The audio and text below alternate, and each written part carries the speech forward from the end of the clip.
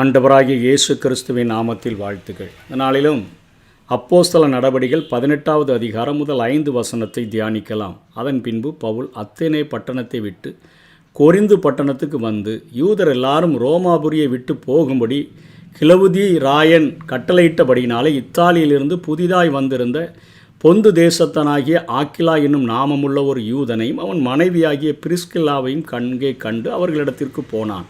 அவர்கள் கூடாரம் பண்ணுகிற தொழிலாளிகளாக இருந்தார்கள். தானும் அந்த தொழில் செய்கிறவனானபடியினாலே அவர்களிடத்தில் தங்கி வேலை செய்து கொண்டு வந்தான். ஓய்வு நாள் தோறும் அவன் ஜெப ஆலயத்திலே சம்பாஷணை பண்ணி யூதருக்கும் கிரேக்கருக்கும் புத்தி சொன்னான் என்று சொல்லி பார்க்கிறோம்.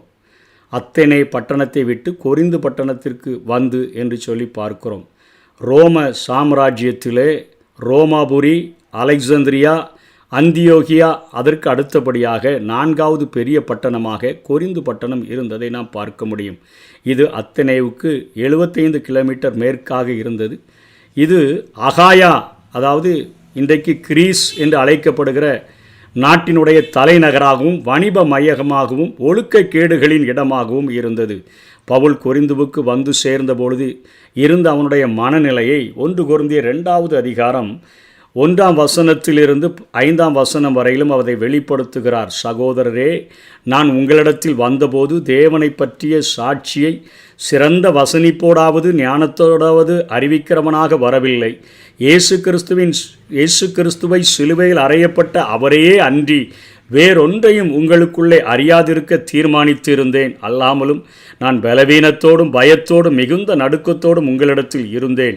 உங்கள் விசுவாசம் மனுஷருடைய ஞானத்தில் அல்ல, தேவனுடைய பலத்தில் நிற்கும்படிக்கு என்னுடைய பேச்சும் என் பிரசங்கமும் மனுஷ ஞானத்துக்குரியதாக நய வசனிப்புள்ளதாய் இராமல் ஆவியினாலும் பலத்தினாலும் உறுதிப்படுத்தப்பட்டதாய் இருந்தது என்று பவுல் பேசுகிறார்.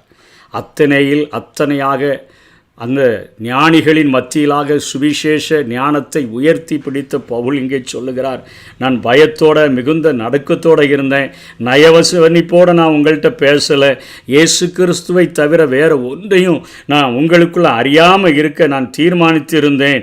என்னுடைய பிரசங்கம் மனுஷ ஞானத்துக்குரியதாக இல்லை, அது ஆவியினாலும் பலத்தினாலும் உறுதிப்படுத்தப்பட்டதாக இருந்தது என்று சொல்லி அங்கே கொரிந்து பட்டணத்திற்கு கிரீஸினுடைய தலைநகராக இருக்கக்கூடிய அகாயா நாட்டின் தலைநகராக இருக்கக்கூடிய அந்த இடத்திலே அவர் வந்தபொழுது தன்னுடைய நிலைமையை அவர் சொல்லுகிறதை பார்க்கிறோம். அங்கேதான் ஒரு கூடார தம்பதிகளை அவர் அங்கே கண்டுபிடிக்கிறார்.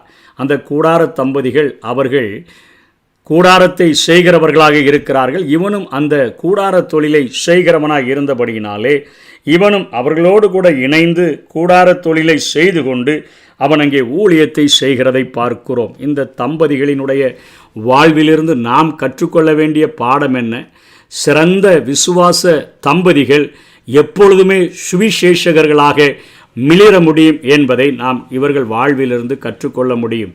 2வதாக, தேவன் ஈவாக கொடுக்கிற இல்லத்தை, அதாவது வீட்டை தேவ ஈவான சுவிசேஷம் பரம்புகிறதற்கு ஒரு கருவியாக பயன்படுத்த முடியும் என்பதற்கு இவர்கள் ஒரு நல்ல எடுத்துக்காட்டாக இருந்தார்கள். இவர்கள் பவுலை தங்களுடைய வீட்டிலே தங்க வைத்து கொண்டார்கள். அதனால் தங்களுடைய வீடை ஊழியத்திற்கென்று அவர்கள் திறந்து கொடுத்ததை நாம் பார்க்கிறோம். உலகத்தினுடைய குடும்ப வாழ்க்கையானது ஒரு தற்காலிக கூடாரம். அதை உலகில் தேவ சபையாக அதை நாம் நெய்யக்கூடிய ஒரு வேலையைத்தான் ஆண்டவர் நமக்கு தந்திருக்கிறார். அதை இந்த தம்பதியர் அருமையாக செய்கிறதை பார்க்கிறோம். உழைத்து கொண்டே ஊழியம் செய்து ஊழியரையும் தாங்க முடியும் என்கிறதை இவர்களுடைய வாழ்விலிருந்து நாம் கற்றுக்கொள்ள முடியும். கிறிஸ்தவ குடும்ப வாழ்க்கை என்பது ஒரு தனிமை தீவு போன்ற வாழ்க்கை அல்ல. பக்கத்து வீட்டில் யார் இருக்கிறாங்க, அடுத்த வீட்டில் யார் இருக்கிறாங்க, ஒரு அப்பார்ட்மெண்ட்டில் இருந்தால் மேலே யார் இருக்கிறாங்க, கீழே யார் இருக்கிறாங்கன்னு தெரியாமல் ஒரு தனிமை தீவு போல வாழ்கிற ஒரு வாழ்க்கை அல்ல. அது எல்லா பிள்ளைகளோடும் கூட நாம் எப்படி தேவனை நேசிக்கிறோமோ அதே போல் சக மனிதர்களையும் நேசித்து வாழ வேண்டிய ஒரு கனி நிறைந்த ஒரு வாழ்க்கையாக அது இருக்க வேண்டும் என்பதை இவர்களுடைய வாழ்விலிருந்து நாம் கற்றுக்கொள்ள முடியும். விருந்தோம்பலின் மூலமாக சுவிசேஷ விருந்தை அவர்கள் அநேகருக்கு பங்கு வைத்ததை அவர்களுடைய வாழ்வில் இருந்து நாம் கற்றுக்கொள்ள முடியும். அதே போலத்தான் தேவைப்பட்டால் சுவிசேஷத்துக்காக தலையை கூட கொடுக்கிறதற்காக அவர்கள் துணிந்தார்கள் என்று பவுல் அப்போஸ்தலன் தன்னுடைய நிருபங்களில் எழுதுகிறதை பார்க்கிறோம்.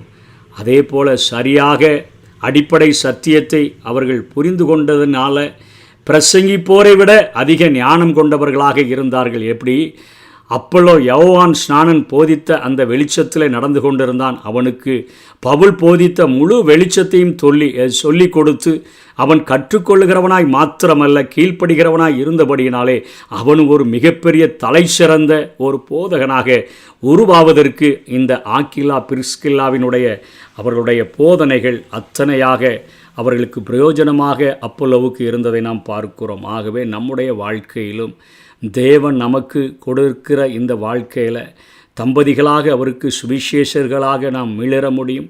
கொடுக்கப்பட்ட குடும்பத்தை, அந்த வீட்டை தேவ சுவிசேஷம் அந்த ஈவாக கொடுக்கப்பட்ட அது பரவுகிறதற்கு நாம் பயன்படுத்த முடியும். அதே போல் இந்த உலக வாழ்க்கையானது ஒரு தற்காலிக கூடாரம். தேவனுடைய அந்த நிலையான ராஜ்யத்திற்கு செல்கிறதற்கு இந்த கூடாரத்தை நான் திறந்து கொடுத்து அநேகரை ஆயத்தப்படுத்துவேன் என்கிற ஒரு தீர்மானத்தோடு கூட இருக்க வேண்டும்.